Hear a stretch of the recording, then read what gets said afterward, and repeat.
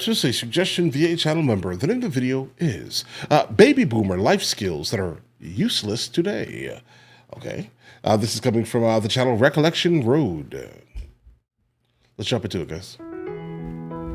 There used to be certain skills that were taught to us that prepared us for living a productive life. These were things that our parents would pass along. Maybe they were even taught to us in school, or maybe we just figured them out ourselves. But regardless, they were essential to us. Nowadays, many of these life skills have been abandoned, especially with newer generations. So let's take a look back at these baby boomer life skills that seem useless today. All right, let's jump into it.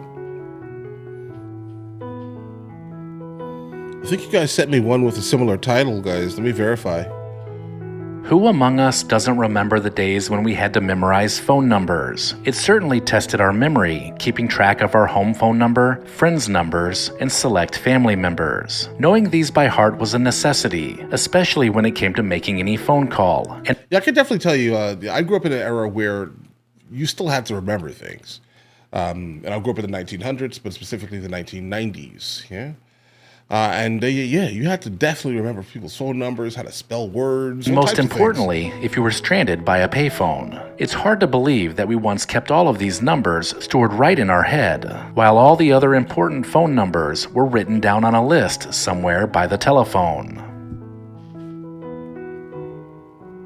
Back then, we just didn't have the luxury of knowing who was calling, so there was no screening our phone calls. When I'm guessing this photo looks super cool at one time. the phone rang, we answered it, no matter who was on the other end. And taking down messages for the other people in the household was all part of the process. It was polite and helpful to the person calling to ensure they would get a return phone call. No call would go to waste, because who knew what important message might be on the other end.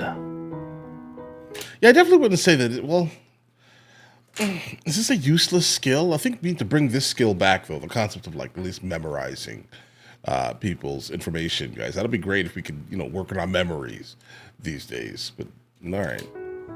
Recollection Road is proud to partner with Legacy. All right, so guys, what Legacy Box basically is, it's a company that has the ability to kind of bring back some of your old images and things. They have made our There'll be a code at the end. lives easier. But let's not forget the satisfaction of unfolding a paper map and plotting a course to somewhere new.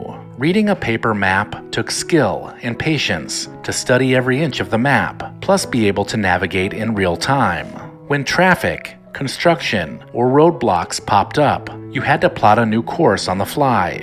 It wasn't easy, but at least you could never get lost. Road trips back then added an element of adventure, especially when you had someone riding along to help navigate. Okay, now listen, here's the thing. I think this is still valuable, but the overall medium has changed. You still need to be able to kind of read a map, hopefully, bro, but not just trust the GPS, because sometimes the GPS puts you in terrible positions. Sewing used to be a practical skill that was taught both at home and at school. Prior to mass-produced clothing available at every turn, many women would make their own clothes by using patterns and a trusty sewing machine. The sewing machine used to be a very important household device, and it got plenty of use over the years, and then it was probably passed down to you. Mending clothes, altering them, or even sewing your own shirts and trousers was a reflection of how we used to be much more self-sufficient. Not to mention, it saved a lot of money. I'm sure it did. Cursive writing, with its elegant swirls and loops, was a hallmark of our generation. Yeah, to be honest, I wouldn't just say their generation, but I think my generation probably was the last generation that even cared about this, right? I'm not even sure that the younger generation, specifically younger than me, or the ones that were actually born in the 2000s and forward, I'm not even sure they even know how to read cursive, guys.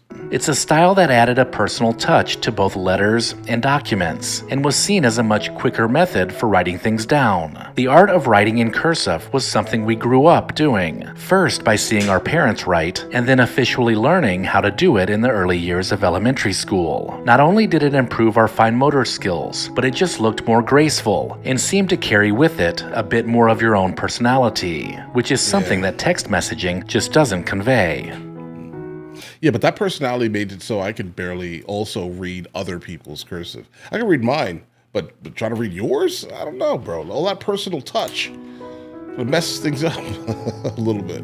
Remember your first car? Learning to drive was a rite of passage as a teenager, and many of us learned to drive using a manual transmission. Some cars had a 3 on the tree column shift, while others had a stick shift with 4 on the floor. Driving back then required both feet and both hands, plus the wherewithal to know when to change gears. While automatic cars have become the norm, knowing how to drive a stick shift was a valuable skill and a true connection to the driving experience. Yeah, this is definitely American focused. I'll tell you this right now. The first time I drove manual, like on purpose, was in Spain. The rest of the world still drives manual cars because they're cheaper, guys.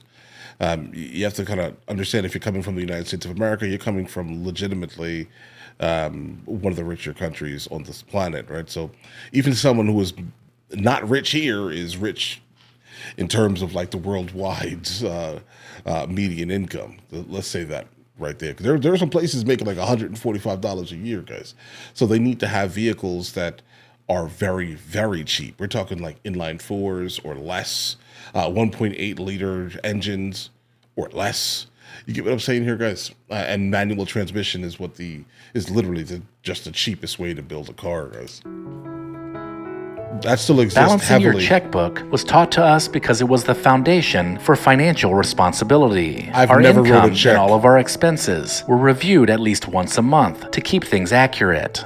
This skill taught us the value of money and helped us to live within our means, which is something missing in today's world. With credit and debit cards making spending easier and easier, many young people nowadays lack the fundamental financial literacy of balancing a simple checking account. Okay. Yeah, we have apps for that. Before the internet, we all relied on our alphabet skills to find things, from looking up a definition in a dictionary to running our fingers down a card catalog at the library. It seemed everything was organized alphabetically. Do you remember doing research using encyclopedias? Yep, and I remember them coming to the door and trying to sell them to you, right? I definitely remember encyclopedias. First, you would locate the correct volume. Then you would flip through the pages to find what you were looking for by the first letter. This very basic skill was much more valuable back then, and it's yet another example of how figuring things out yourself meant using brain power to first figure out where to look. Okay. Yeah, there's no need for that anymore. Just hold the side of your phone to speak to Siri, guys. The art of writing letters was a communication skill that dominated for centuries. Handwritten letters were the only way to communicate long distances before the advent of the telephone. Not I had a pen pal. to mention, it taught us patience. Letter writing was common throughout the 20th century, and it imagine. carried with it our own personal touch, showing that we cared enough to sit down and craft a message specifically for the recipient. These letters often created lasting memories that became keepsakes for some and simply strengthened connections between people. I could see how that could be a thing. Typing on a typewriter was once part of everyone's schooling. The class taught you how to line up your fingers and then memorize the layout of all the keys, which helped to build up your typing speed. You also learned how to maintain a typewriter, which included loading in sheets of paper, replacing the ink ribbon when needed, and dusting off the Guys, people used to be so fashionable. type before use. This important skill was essential for most of us because typewriters were used everywhere. Typewriters also taught us to be detail-oriented, as making a mistake usually meant starting all over. I can see how that skill would be something In most that homes of could the be past, used. there could be found a these set of days. dishes that were only used on special occasions. The fine china would be displayed in a china cabinet year-round, right up until that very special holiday dinner or party, where the dishware transformed the ordinary meal into a memorable event. These dishes were usually passed down through the generations, but storing them and the tradition of using them on a regular basis. And most of these today are like radioactive, guys. So I wouldn't, go too deep into certain colors at least, because I don't know, bro. I think they like radioactive dishware, guys. Is something that you very seldom see today. Like, go to Dating the the antique old-fashioned store. way was all about face-to-face interactions, genuine conversations, and getting to know someone deeply. It's a slower, more intentional approach to finding a significant other. Rather than swiping left That or was right better. on a screen, dating used to was be better. about making a real connection with someone and understanding their values before committing. This also required us to have good social skills, manners, and good hygiene if we expected to find that special someone. Dating today is quite different because Yeah. you never know what you're going to get after seeing their profile picture. Yeah, but it's super transactional these days.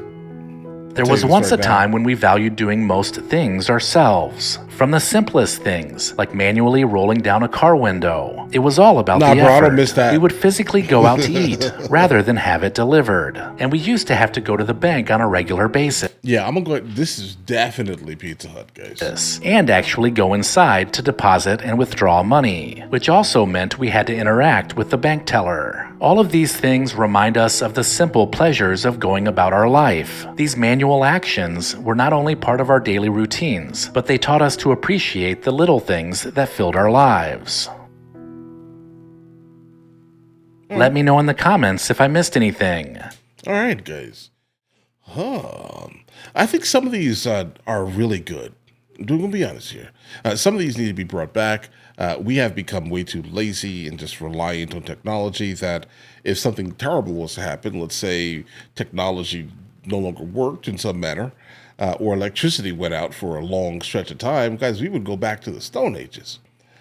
While these individuals would be able to fully understand what life actually means, guys. So yeah, we definitely need to bring some of these back at the very least, guys. But either way, you guys all have an absolutely amazing day. Enjoy your day thoroughly. The fact that you just made it to the end of the video says a whole lot, actually. We have a couple other channels. MrLboyd Music, MrLboyd Movie Reacts, along with MrLboyd Discusses, where I just generally speak about the things that specifically matter to me. But in the meantime, I'll catch you guys later.